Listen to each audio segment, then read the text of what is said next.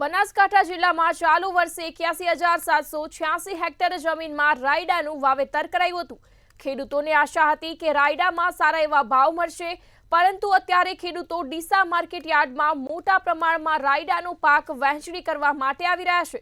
ખેડૂતોને રૂપિયા 1,050 જેટલો ભાવ મળતા ખેડૂતોમાં નારાજગી જોવા મળી રહી છે।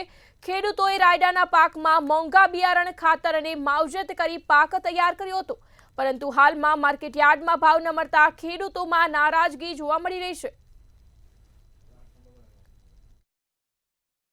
અત્યાર સુધીમાં એટલે કે તારીખ 10/2 થી રાયડાની આવક શરૂ થઈ છે અને 10/3 સુધીમાં 1,10,000 બોરીની આવક ડીસા માર્કેટ યાર્ડની અંદર થયેલ છે।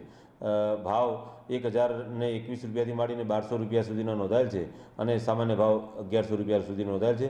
સરકારશ્રીએ ટેકાના ભાવે રાયડો ખરીદી માટેની પ્રક્રિયા શરૂ કરેલ છે। નોંધણીની પ્રક્રિયા હાલ કાર્યરત છે। સરકારશ્રીએ ટેકાનો ભાવ 1,190 રૂપિયા જાહેર કરેલ છે, પરંતુ ડીસા માર્કેટ યાર્ડમાં ટેકાના ભાવની સમકક્ષના ભાવ મળતા હોય ખેડૂતો પોતાનો રાયડો વેચવા માટે ડીસા માર્કેટ યાર્ડની અંદર અત્યારે આવી રહ્યા છે।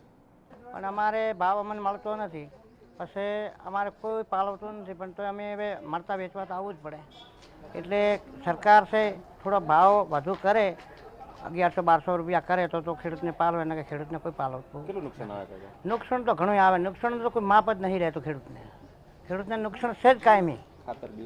ખાતર બિયારણ તો 1,400-1,500 રૂપિયા ભાગીને એ બધું ખર્ચો કરીને ફેલ જાય, એમાં તો કોઈ કોમ આવતું નથી। ભાવ ન મળે શું કરવાનું? રાયડાના ભાવ બિયારણની અંદર 1 કિલો થેલીના 1,100 રૂપિયા હતા વાવેતરના ટાઈમે।